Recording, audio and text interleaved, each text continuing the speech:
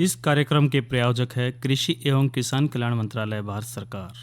हर जोखिम से निकल कर फसल आए, सुरक्षित हो जाए। फसल बीमा से हर किसान अब आत्मनिर्भर हो जाए।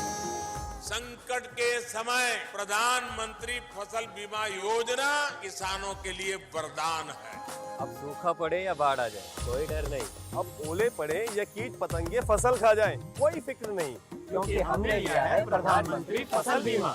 बुआई से फसल कटाई तक हर जोखिम का दावा, न्यूनतम प्रीमियम पर अधिकतम भुगतान का वादा। योजना से हर साल जुड़ रहे हैं 5 करोड़ से ज्यादा किसान। अब आपकी है बारी। नजदीकी कृषि कार्यालय, सहकारी समिति, बैंक शाखा, अधिकृत बीमा कंपनी या जन सेवा केंद्र में स्वेच्छा से करा सकते हैं पंजीकरण। फसल बीमा पोर्टल या फसल बीमा ऐप द्वारा भी कराया जा सकता है पंजीकरण। प्रधानमंत्री फसल बीमा योजना, आपकी फसलों का संपूर्ण सुरक्षा कवच। कृषि एवं किसान कल्याण मंत्रालय, भारत सरकार। कार्यक्रम किसान वाणी सुनने वाले सारे भाण भाइयों ने विनोद मोरवाल की राम राम। भाइयों नु क्या अगर पुराने दिन बहुत बढ़िया थे, और हम बात करें तो कई बार जो पर्यावरण को हम देखते हैं या फिर पुराने दिनों ने जब हम याद करते हैं तो उनका अगर साथियों कि पुराना टाइम होता तो बहुत बढ़िया होता, और फिर भी चाहे घर पर कुछ भी बनता हो उसकी दूर तक खुशबू आ जा करती। लेकिन आजकल यदि हम देखें तो साथियों चाहे पड़ोसिया का कुछ भी बना रहा लेकिन उसकी खुशबू कतई गायब हो रही है, क्योंकि हम थोड़ी सी जगह में ज़्यादा से ज़्यादा मुनाफा सोचे हैं और सबसे ज़्यादा हम रासायनिक खादों का इस्तेमाल करते हैं। और हम देख मतलब कि पड़ोसी ने कट्टा डाला था, हम 2 कट्टे खरपतवार डाल दे हुए, यूरिया डाल दे हुए और उस तक ज़्यादा ओडम ओड लागे रहे। लेकिन हम ये चीज़ बोल जाते हैं कि हम एक ज़्यादा मुनाफे के चक्कर में हम अपना तो नुकसान कर रहे हैं, प्रकृति का भी नुकसान कर रहे हैं। और साथियों जो पुराने टाइम की बात करें तो साथियों जो खाद होया करती है वह बहुत बढ़िया, और आजकल देखकर फर्टिलाइज़र इस्तेमाल हो रहा है और रासायनिक हम ज़्यादा इस्तेमाल कर रहे हैं। लेकिन साथियों अगर जो हम पुराने तौर तरीके अपनावा तो आज भी हम बहुत बढ़िया अपने सेहत को बढ़िया बना सके, साथ के साथ प्रकृति के साथ भी हम बढ़िया चल सके। तो साथियों आज कार्यक्रम किसान वाणी में हम जो चर्चा करेंगे जैविक खाद के महत्व और उसने किस तरह बनावा है, और साथ के साथ जो नई फसल नई उमंग में आज जो हम विषय लेकर आ रहे हैं अरहर की बिजाई। तो साथियों विषय ज़रूर बहुत बढ़िया है और मनोरंजन तक गेला हम लावे है हर बार। तो आज हम बात कर लेते हैं कि जो जैविक खाद के महत्व और उसने किस तरह बनावा, क्योंकि देखो गोबर कूड़े कचरे तो जो जैविक खाद बनाने का जो आसान तरीका वो बहुत बढ़िया है।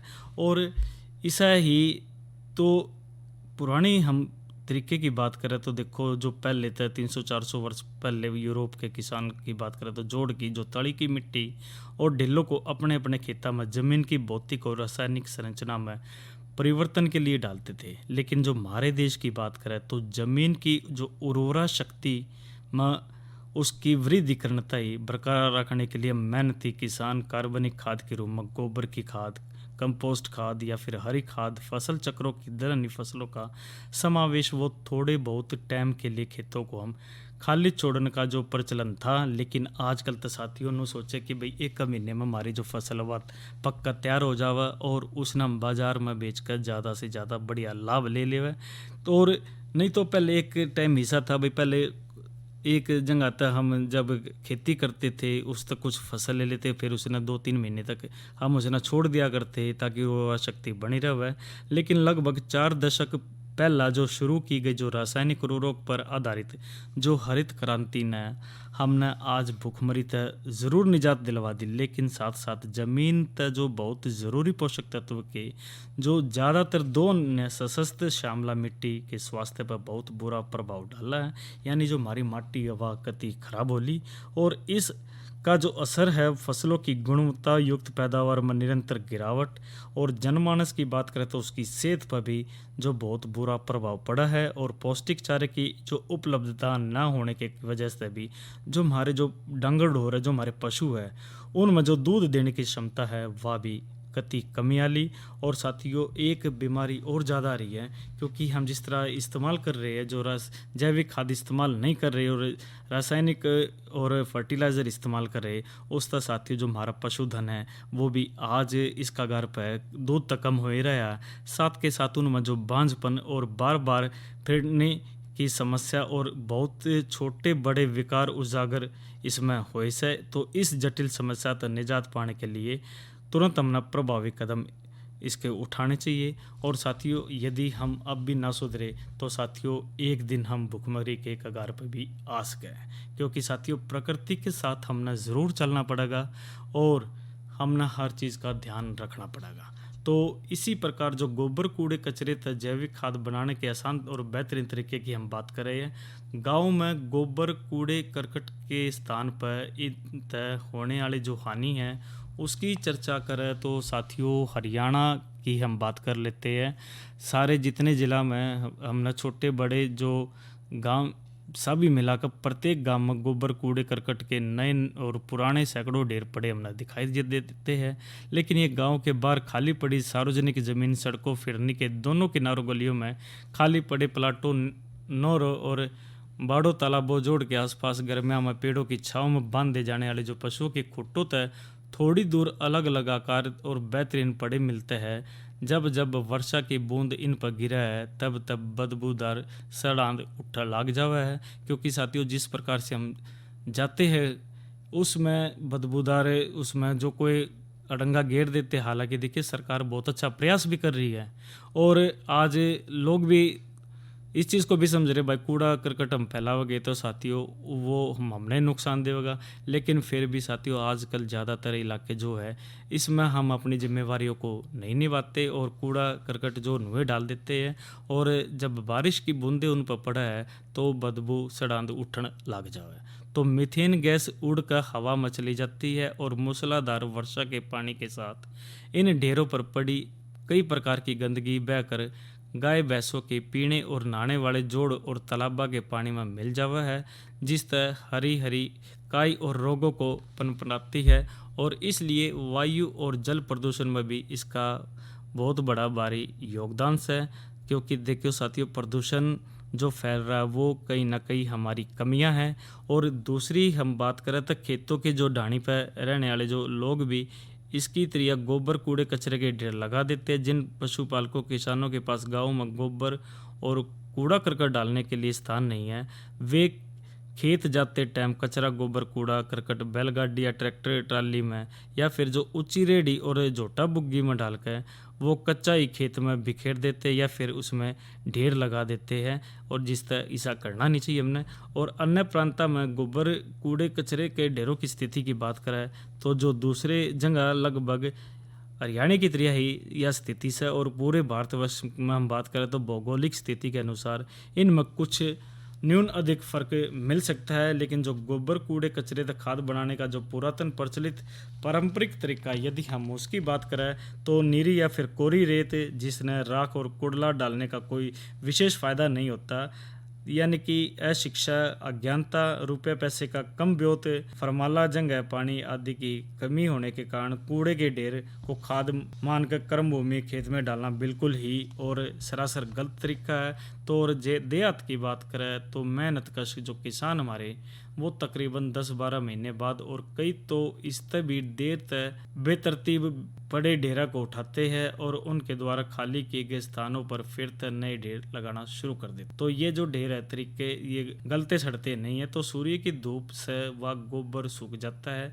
और मीथेन गैस वायुमंडल ऊपर से उड़ जाती है। सिर पर डोकर या फिर हाथा में बाल्टी लेकर इन ढेरों में पानी डालने वाले विरले ही किसान मिलते हैं। तो साथियों अमूमन हम देखते हैं कि सुनने में हमने यो भी आया है कि इन ढेरों के पास घरों में रहने वाले जो गांव के लोग हैं वो गलियों में बहते आ रहे गंदे या फिर ठहरे हुए काले पानी की निकासी के फलस्वरूप इन पर मजबूरी वंश पानी डाल देते हैं और गोबर कूड़े कचरे के ढेरों के मालिक सिर्फ वर्षा के पानी पर ही निर्भर रहते हैं। इस तरह तो बनाई जाने वाली जो खाद में सुधार की काफ़ी गुंजाइश है। तो साथियों एक प्रॉपर तरीके से हम अगर जो ढेर है इनको सही इस्तेमाल कर पानी से डाला है तो हमने बढ़िया खाद भी मिल रहा। तो इन ढेरों में खाद बनाने का जो बढ़िया तरीका और आसान तरीका है इसकी हम जो चर्चा करें तो इस विधि में गोबर कूड़े कचरे के ढेर यानी जो कुरड़ी जिस तरह हम कह दिया करें वो आप बिल्कुल पूरी तरीके से समतल करने की जरूरत नहीं पड़ती। इसके सभी तरीके यानी कि हर एक जगह तो इसमें किनारों को लगभग आधा 1 फुट ऊंचा उठाकर या प्याली या फिर कटोरी नुमा हमने बना लेना चाहिए और फिर इसमें घड़ा तय या फिर बाल्टी तय या फिर पाइप के जरिए इतनी मात्रा में पानी डाला जाता है कि सारा जो ढेर है वो ऊपर तक नीचे तक पूरी तरह इसमें गिल्ला यानी कि जिस तरह में हरियाणवी भाषा में गच कह दिया करे तो वो उसने कर देवा। और उसके बाद हम उस पर सिर्फ काले रंग की ही पॉलीथीन या फिर जो मोम जामे की जो शीट है उसने पूरी तरह से ढक हमने देते हैं उसको। और यह विशेष ध्यान देने आगे यह भी बात से कि अगर जो जरूरत पड़े तो किसी नुकीली चीज़ तक पॉलीथीन शीट कटे फटे नहीं, इस प्रकार का जो पक्का इंतजाम करे तो ढेर में न तो बाहर की हवा अंदर जा पाओगी और ना ही अंदर की वह बाहर जा पाओगे। विशेष रूप से जो कुत्ते और आवारा पशु पॉलीथीन से ढके हुए ढेरों पर न चढ़ पावे ये भी हमें ध्यान रखना चाहिए। और रात बिरात में पूरी निगरानी रखनी चाहिए कि कोई शरारती व्यक्ति कई पॉलीथीन शीट को देर छेद या फिर फाड़ता नहीं रहा। और इस विधि से जो खाद है वह तैयार होने पर हमने अगर जो बात करें तो इसमें टाइम जो लगता है थोड़ी सी लागत मेहनत और कार्यकुशलता सावधानी तय या जो तकनीक से इस तक खाद लगभग हमने 1.5-2 महीने के जो थोड़े से समय में बड़ी बढ़िया रूप तय हमने तैयार इसमें मिल जावे। और इस खाद के जो गुण की बात करें तो या जो सस्ती प्रभावशाली भुरभरी और दुर्गंध रहित भूरे रंगाली और लगभग 25 से 35% या नमी युक्त और लाभदायक खाद होती है। तो साथियों ये हमने इसके फ़ायदे बता रहे हैं। और खाद में पोषक तत्वों की जो संरचना की बात करें तो मात्रा और उपलब्धता गोबर कूड़े कचरे की जो अलग अलग वजह से ये अलग अलग इसमें होती है। और इसके प्रयोग तक इब लाभ की ओर बात कर लेते हैं। एक तो जो साफ़ सुथरे वातावरण और माहौल की शुरुआत हो जाती है। देखिए स्वच्छता अभियान में यो महत्वपूर्ण कदम भी है और अपना खाद की खाद मिल जाए और नुका अगर आम के आम गुठलियों के दाम। तो साथियों निर्मल गांव परियोजना को भी इसमें बहुत बड़ा सहारा मिल रहा है। और जो कूड़ा कचरा और गोबर का सही टाइम पर हम समुचित उपयोग भी इससे होता है। और देश प्रदेश गांव भूमि समाज और सबका पेट भरने वाले जो किसान हमारे जो प्रगतिशील उसने अपने अपने गांव में सभी फसलों के लिए सस्ती बढ़िया और टिकाऊ जैविक खाद उपलब्ध हो जाएगी।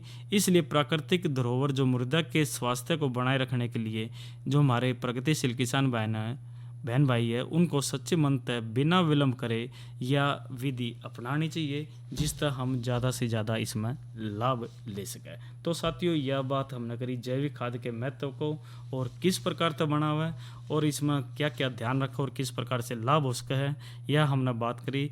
और दूसरी जो चर्चा करेंगे नई फसल नई उमंग और यानी कि इसमें अरहर की बिजाई की बात करेंगे। आज का जो दूसरा विषय नई फसल नई उमंग में, लेकिन कुछ मनोरंजन करवा देते हैं और या रागनी सुनते हैं कार्यक्रम किसान वाणी में।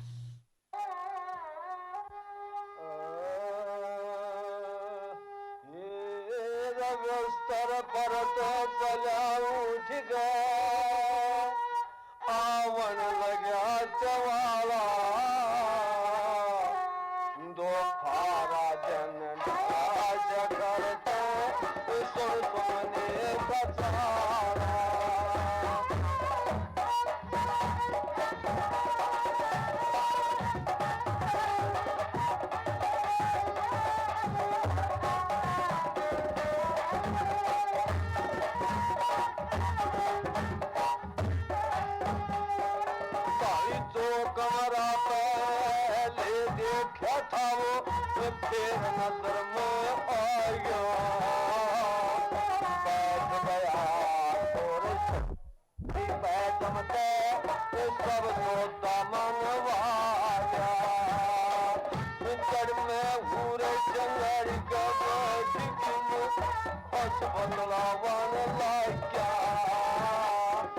मीठा मीठा फूल पूरे गाँव मेरा फूल गाल जा बुलबुल के साथ पत्ता किसमें पारा जो पारा जन धरा शकर तो सुने का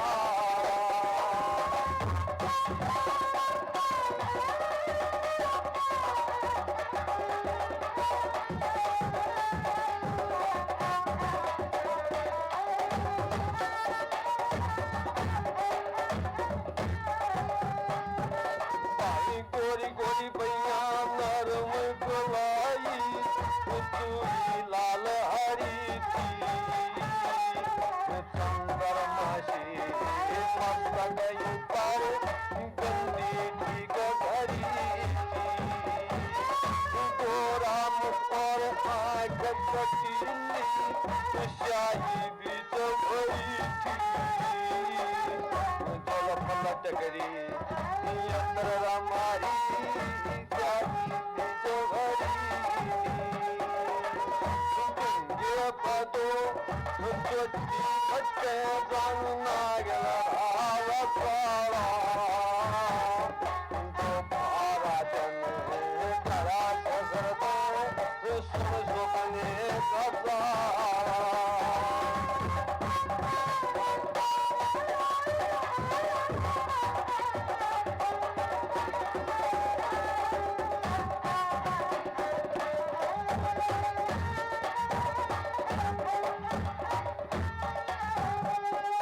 भाई मीठा पानी रे पान झालिया कोई ले जब चल साड़ी करी पश्मीने की गल पवन की हाल न्यारे न्यारे और फपोलती खसे लग लग डाल बैठा दूरे कमर कुर्सी पे साथ सबर के गाल लिया सकल जमना देवी घूम के जो के सुपना उतरला जो पारा जन गला शगर तो सुने का सारा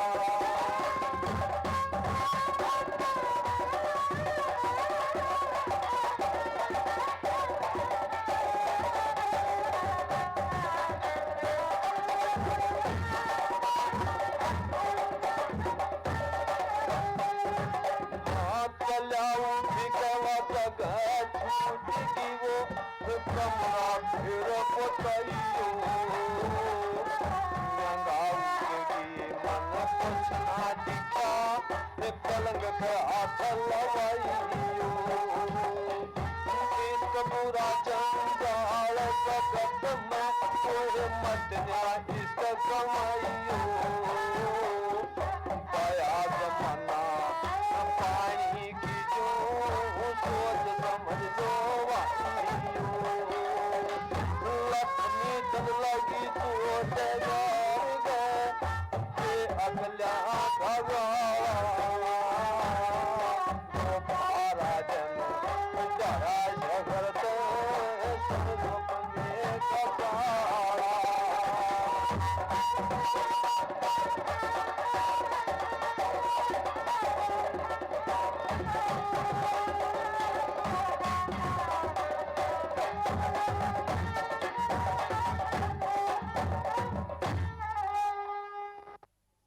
साथियों ये तो हमने रागनी सुनी बिस्तर पर त चाल्या हरि राम शर्मा की। और आज नई फसल नई उमंग में हम बात कर रहे हैं अरहर की बिजाई।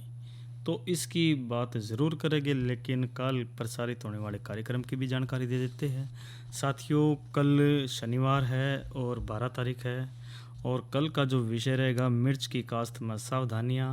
और आज की नसीहत की बात करेंगे कल हम कोरोना से बचाव के लिए सामाजिक दूरी का ध्यान रखते हुए विभिन्न कृषि कार्य। तो साथियों जो अलग अलग कार्य है जो पूरे महीने करने थे उसके विषय में बातचीत करेंगे कल के कार्यक्रम में। और अब मौसम की जानकारी लेते हैं। साथियों आज कुरुक्षेत्र और आसपास का जो अधिकतम तापमान 37 डिग्री सेल्सियस रहा, और न्यूनतम की हम बात करें तो 27 डिग्री सेल्सियस रहा। और आने वाले 24 घंटे यानी हम कल की भी बात कर लेते हैं जिसमें 36 डिग्री सेल्सियस अधिकतम और न्यूनतम 25 डिग्री सेल्सियस रहने की संभावना है। और जड़े तक हवा की बात करें तो 13 से 19 किलोमीटर प्रति घंटे की रफ्तार से हवा बह होगी। कुल मिलाकर बादल छाए रहेंगे और बारिश की संभावना भी तकरीबन है। तो मौसम साथियों, तकरीबन बादल छाए रहेंगे और एक दो जगह बारिश हो सकती है, छींटे पड़ सकते हैं। तो ये तो बात करी हमने कल के मौसम के बारे में। और अब बात हम जो दूसरी विषय लेकर आ रहे हैं, अरहर की बिजाई की बात कर लेते हैं, नई उमंग और नई फसल में। तो साथियों, अरहर खरीफ मौसम की जो अधिक पैदावार देने वाली जो दलहनी फसल से है, और इसकी जो भरपूर फसल लेने के बाद हम गेहूँ की भी अच्छी तरह पैदावार ले सकें। तो हरियाणा की जब हम बात करते तो अरहर में गेहूँ का जो सभी फसलों से अच्छा फसल चक्र इसमें हमने बहुत बढ़िया मिला है। इसका जो परिणाम से, और इसमें उन्नत किस्म की जब हम बात करें तो टाइप 21 या जो किस्म से या अच्छी पैदावार देने वाली से, और 150 से 160 दिन में यह पक्का तैयार हो जाती है। और इस किस्म में अप्रैल यानी गेहूँ की कटाई के बाद इसने मध्य जून तक हम बोवा है, और दाना मध्यम आकार का पैदावार इसमें 20 मन प्रति एकड़ तक हमने इसमें मिलस है। और जो दूसरी किस्म की बात करें तो UPAS 120, इस किस्म में 130 से 140 दिन इसमें लग गए पक्का तैयार होती है, और इसकी जो ऊंचाई है 250 सेंटीमीटर तक होती है। और दाना की बात करें तो मध्यम आकार और हल्का भूरे रंग का होता है। और जब पैदावार की बात करें तो साथियों, इसमें 15 से 17 मन प्रति एकड़ तक हमने इसमें मिल रहा है। और इसी तरह जो मानक की हम बात करें तो यह 135 से 140 दिन में पकने वाले जो अगेती किस्म से, और इसकी जो ऊंचाई से वह 200 से 220 सेंटीमीटर। और दाने की जब हम बात करें तो यो मध्य आकार का हल्का भूरे रंग का हम इसमें होता है। और औसत पैदावार की जब हम बात करें तो 17 से 18 मन प्रति एकड़ तक हमने इसमें मिल रहा है। और इसने 77 से 216 नाम तभी हम इसने जानस है। और पारस की जब हम बात करते हैं यानी H82 की जब हम बात करें तो यह जो मानक तय मिलती जुलती नई किस्म से है। और इसकी जो ऊंचाई की बात करें तो 250 सेंटीमीटर होती है। और यह जो 135 से 140 दिन में पक्का या तैयार हो जावे। और शुरू की बढ़वार की जब हम बात करें तो ज़्यादा होने के कारण यह जो पछेती बिजाई यानी जो जुलाई के लिए भी यह बढ़िया से। और पैदावार की जब बात करें तो 18 से 20 मन प्रति एकड़ तक हमने यह प्राप्त होती है। पारस की हम बात कर रहे हैं, H82 एक के नाम तभी इसने जाना है। और इसी तरह ये तो हमने किस्म की बात करी। और भूमि और खेत की तैयारी की बात करें तो अच्छी जल निकासी वाली जो दोमट, हल्की दोमट और अम्लीय और क्षारीय रहित भूमि इस फसल ताई बहुत बढ़िया से। और 2 से 3 जुताई करके और सुहा लगा कर अच्छी तरह खेत हमने तैयार करना चाहिए ताकि खरपतवार और ढेल ना रहे। और बिजाई के जब हम टाइम की बात करें तो जो सिंचित क्षेत्र में जड़ा 2 फसल चक्र लिया जाता है वहाँ पर हम टाइप 21 की बिजाई मध्य मार्च से मध्य जून तक हम इसमें कर सके। या जिसमें हम बता रहे थे कि 150 होता है 160 दिन लग गए हैं टाइप 21 में, और 20 मन हमने प्रति एकड़ इसमें मिल रहा है। तो यह हम जो मध्य मार्च से जून तक इसकी हम इसमें बिजाई कर सकें। और UPAS की बात करें तो 120 मार्च तक जुलाई के प्रथम हफ्ते तक हमने इसके वो कर लेनी चाहिए जो बिजाई के टाइम की बात कर रहे हैं। और मानक और पारस की बात करें तो जून तक मध्य जुलाई तक हमने कर देनी चाहिए। इसी तरह जो राइजोबियम टीके तय बीज के उपचार की बात करें तो 200 मिलीलीटर या फिर 2 कप पानी में 60 ग्राम गुड़ या फिर शक्कर मिलाकर इसमें घोल लेवे। और घोल तय 5 से 6 किलोग्राम बीज हमने उपचारित करना चाहिए और छाया में सुखा कर फिर तय इसकी बिजाई हम कर सकें। इसी तरह जो बीज की मात्रा और बिजाई के तरीके की बात करें तो 40 से 45 सेंटीमीटर कतार तक कतार की जो दूरी है वह 5 से 6 किलोग्राम और बीज प्रति एकड़ बोना चाहिए। और जो मिश्रित फसल की दशा में फासला कतार तक कतार 50 सेंटीमीटर होना चाहिए। और खाद की मात्रा की बात करें तो मिट्टी परीक्षण के आधार पर खाद का प्रयोग करना चाहिए। नूतन आम सिफारिश 8 किलोग्राम शुद्ध नाइट्रोजन यानी 16 से 18 किलोग्राम यूरिया और वह 16 किलोग्राम प्रति एकड़ इसमें हमने डालना चाहिए। और सिंगल सुपर फास्फेट आखिरी जुताई के टाइम और पोरे और यूरिया छिड़ककर सुहागा लगाने के बाद पोर तक कतार में इसमें बिजाई हमने इसकी करनी चाहिए। और निराई गुड़ाई की बात करें तो 25 से 45 दिन बाद अच्छी तरह 2 बार इसकी गुड़ाई करें ताकि खरपतवार ना उग सके। और जड़े तक सिंचाई की बात करें तो अगर हो सके तो फूल आने पर एक सिंचाई ज़रूर करें। और अगर गर्मी में मिलवा फसल है तो सिंचाई मिलवा फसल के अनुसार करें। और हानिकारक कीड़े की बात करें तो फलीबेधक कीड़ा इस फसल को काफ़ी नुकसान पहुंचाता है, इसलिए इस कीड़े की रोकथाम काफ़ी ज़रूरी आवश्यकता है। इसको हटाने की तो 50% फली या फिर सुंडी दिखाने देने लगे तब हम दवाई छिड़क सकते। 300 मिलीलीटर मोनोक्रोटोफॉस 36 SL या फिर 75 मिलीलीटर साइपर मैथ्रिन 25 EC ने या फिर 120 मिलीलीटर फेनवालेटेन 20 EC ने। अगर जो ये भी नहीं है तो 215 मिलीलीटर डेल्टा मैथ्रिन 28 EC न 300 लीटर पानी में मिलाकर प्रति एकड़ की दरता में इसमें इसका छिड़काव कर सका है। और साथियों इसी तरह जो है ना इसमें हम फ़ायदा ले सका है क्योंकि यह फसल ऊंची बढ़ती है, इसलिए छिड़काव की सुविधा के लिए 7 मीटर अरहर की पट्टी के बाद 3 मीटर खाली छोड़े जिसमें खड़े होकर छिड़काव कर सके। और 3 मीटर खाली जगह में मूंग या फिर उड़द की ही हम इसमें बिजाई कर सके हैं। अरे अरे अरे अरे, क्या कर रहा है? इधर इधर इधर हम बोल रहे हैं तेरे बीजू का। उतला बोल रहा है? हाँ, पक्षियों से तो हम खेत को बचा लेते हैं पर इन घातक रसायनों से कैसे बचाएं? मतलब? देख बेटा, तू जो ये अंधाधुंध रसायन मिलाता है ना, मिट्टी की सेहत बिगड़ने लगी है। और जब माटी ही कमजोर पड़ जाएगी तो उपज कैसे सेहतमंद होगी? हाँ? अरे पहले ऐसा नहीं था, पूछना अपने बड़े बुजुर्गों से कैसे फसल लहलहाती थी, शुद्धता झलकती थी। हाँ, माटी भी तंदुरुस्त और लोग भी। अरे अब पहली वाली बात कहाँ? पर अब तो सब यही डाले हैं। सब नहीं, आज भी लाखों जागरूक किसान परंपरागत विधि से फसल उगा रहे हैं। खर्चा कम और उपज की कीमत भी बेहतर पा रहे हैं। सच है? रे बेटे, एक्सपीरियंस से बता रहे हैं, धूप में बाल सफेद नहीं किए हैं। हाँ। ठीक है भाई, मैं भी आज से जैविक खेती शुरू करूंगा। माटी से प्रेम की परंपरा है परंपरागत खेती। तो साथियों आज जो हमने चर्चा करी जैविक खाद का महत्व वो किस तरह इसने बना हुआ है और नई फसल नई उमंग में अरहर की बिजाई की बात करी। एक उम्मीद करते हैं आज के अंक में ये ज़रूर अपने अमल पर भी लाओगे और इसको आगे बढ़ाओगे। तो अब कार्यक्रम का समय होता है आज के अंक में। इस कार्यक्रम के प्रायोजक थे कृषि एवं किसान कल्याण मंत्रालय भारत सरकार।